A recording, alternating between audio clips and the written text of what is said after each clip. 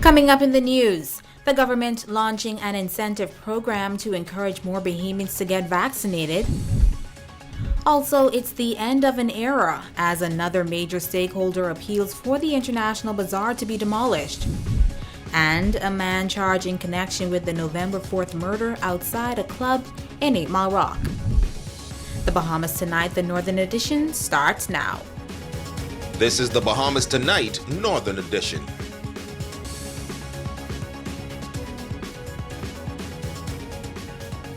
This is the Bahamas Tonight, the Northern Edition. Good evening all. I'm Jamila Mizik. Thank you so much for joining us.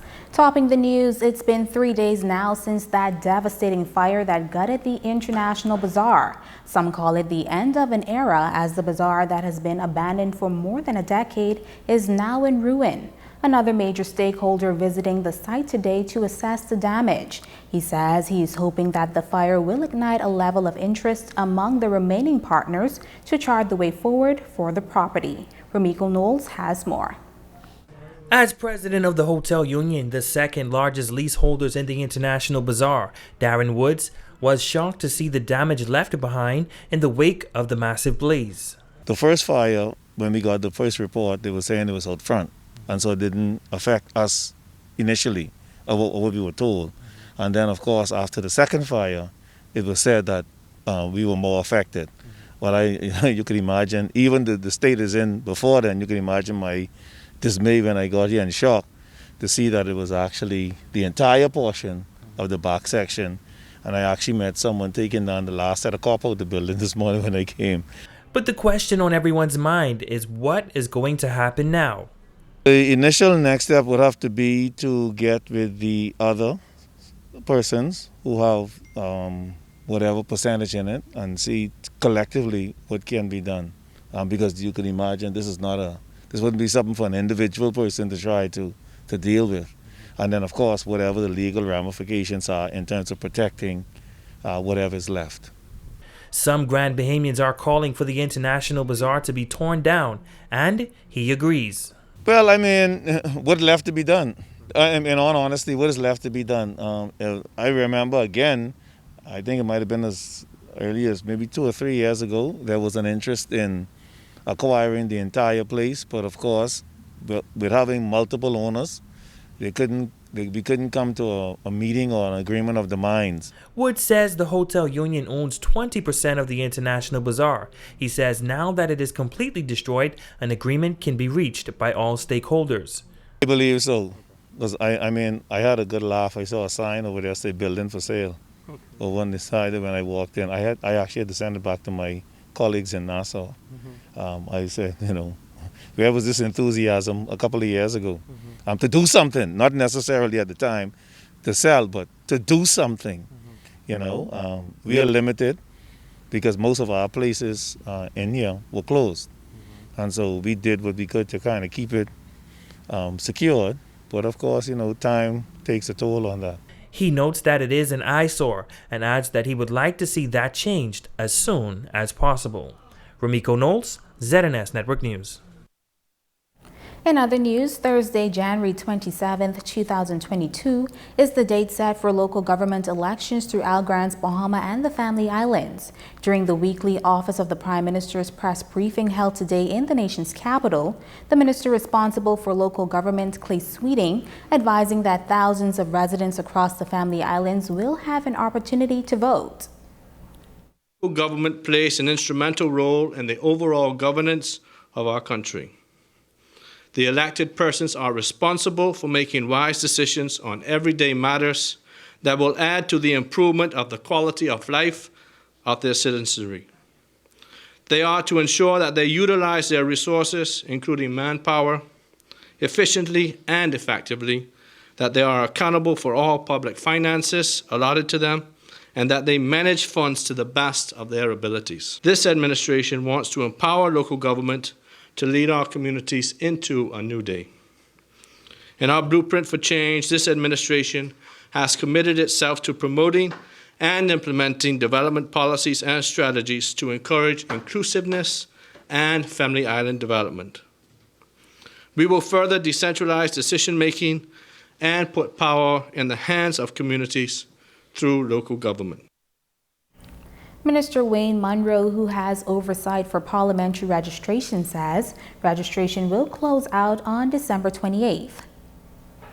The election will then be issued on the 29th of December 2021. The publication of the notices of election will then be on the 31st of December 2021, followed by nomination day, which is set for the 6th of January 2022. The nomination forms will be published the 8th of January 2022. The notices with regard symbols will be the 14th of January 2022. The final day for verification of the information on the register as required by law will be the 15th of January 2022. Now, Munro says all health protocols advised by the Ministry of Health and Wellness will be followed during the January 27th elections. Meanwhile, the Ministry of Health launching an incentive program to encourage Bahamians to be vaccinated. The initiative will kick off on Monday, December 13th. Co-chair of the COVID-19 Vaccination Committee, Ed Field, says they are partnering with the Fox Foundation in this venture. The foundation has donated some $100,000, and the goal is to have 200,000 persons vaccinated before the end of the year. We're at about 150,000 now, which means that we have a big push, but we think we can do it. And if we do it, that means that we've arrived at about 60% of the eligible population for vaccination, somewhere between 50 and 60%, which is a huge undertaking given the fact that the United States is right now stuck on about 59, 60%. So if we can get to that level, we're going to be right up there with the big boys. For first dosers, we are going to be incentivizing them over the next 3 weeks from Monday to the 31st of December at a rate of, we're going to issue out 50 $500 prizes a week. And then at the end of the period, there's going to be a grand prize for those who were in that pool between the 13th and the 31st of $25,000. So it's fun. So we're hoping that we can just drive the number because we really want to get to that 200,000 number as quickly as we can. Co-founder of the Fox Foundation, Adriana Fox, sharing why they decided to get involved. The Fox Foundation is a community-based foundation, and we understand the importance of tourism, and to keep the COVID numbers as low as possible is something it's not a personal choice, but we do feel that we have the duty to get the message across to the country. So we thank the Ministry of Health of letting us partner up with this. It was also announced that booster shots are now available for those 65 and over. Meantime, police say 2 men have been hauled before the court yesterday on charges of murder and attempted murder. 23-year-old J.C. Simmons of Pinedale 8 Mile Rock was arraigned before Magistrate Simone Brown in court number 4. Simmons was charged with murder and 2 counts of attempted murder. He was not required to enter a plea and bail was denied. He was remanded to the Bahamas Department of Corrections until April 4, 2022. The charges relate to the murder of Charles Jr. Taylor outside a club in 8 Mile Rock community late last month.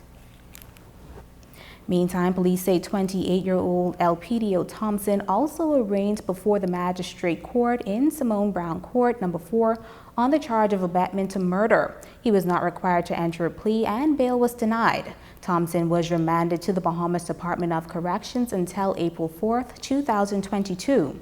He is accused of abetment to murder in the shooting death of 17-year-old Kevon John, a student of the Beacon School. The young man was shot to death near a business establishment in the Pinders Point community last Friday night. In this report, a noted psychologist is weighing in on the importance of counseling following such a tragic situation. Italia Hall reports. The family, friends, and peers of 17-year-old Kevon John are still grappling with the news of his tragic death. The young man, a student of the Beacon School, was gunned down on Friday night in the Pinders Point community. On Monday morning, counseling sessions were held at the Beacon School to assist students.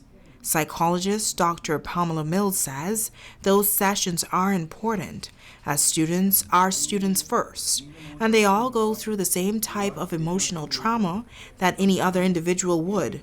She says professionals who usually work along with them would know how to reach them best. So you're talking about the teachers, the guidance counselors, the school psychological department. They know exactly how to reach each one of those students. And I'm sure these services are being provided for the students at the Beacon School. But essentially, again, you're getting them to talk about what they're feeling. That's the main thing. And capture that and then work from there and just devise kind of short-term programs to help them get through this grieving process. It's the same process that you would for any grieving, but you just meet the student on his or her need or level. She says for some reason the community has strayed away from community sharing. And in some ways that's good because you can't trust everybody in the community. And in other ways, it's not so good because we used to be a community that depended on each other. Because we're not so much like that anymore. We need to look at our resources. We need to knock on the doors of the churches and other community leaders, and somebody needs to stand up and say, we need to get together. Pulling people together, pulling the thoughts together. The spree of killings in Grand Bahama is uncanny. I don't know what's going on there. And I suppose we would need some sociological report to give us some idea as to what's happening there. I know with Doreen compacted with COVID and the pandemic in which we find ourselves even now, all of those things have rendered people in various ways. And of course, emotional concerns are warranted and mental health concerns are also surfacing. And she adds that the community needs to heal. So the community needs to find its inner strength. And there are people there who want this to happen. There are people there who are willing to make this happen. And that's what has to happen right now for that and any other social problems that we may be experiencing. But again, the condolences to the family and the staff and to the students of the Beacon School, because this is truly an unfortunate situation. Italia Hall, ZNS Network News. Meantime, police are still looking for 28-year-old Draxton Dominique Bellany, a resident of Frobisher Circle and Jonestown 8 Mile Rock. Bellany is wanted for questioning on the charge of murder. Police say he is about 5 feet 5 inches to 5 feet 7 inches tall, between 140 and 150 pounds, dark brown complexion, and average build. If you know the whereabouts of Draxton Bellany, give police a call at 350-30146, 352-1919, or your nearest police station. And as we go to break, it's beginning to look a lot like Christmas. Take a look at this live shot of the Christmas tree lighting ceremony outside the Harold de Gregory complex. The ceremony is being organized by the Ministry of Grants Bahama.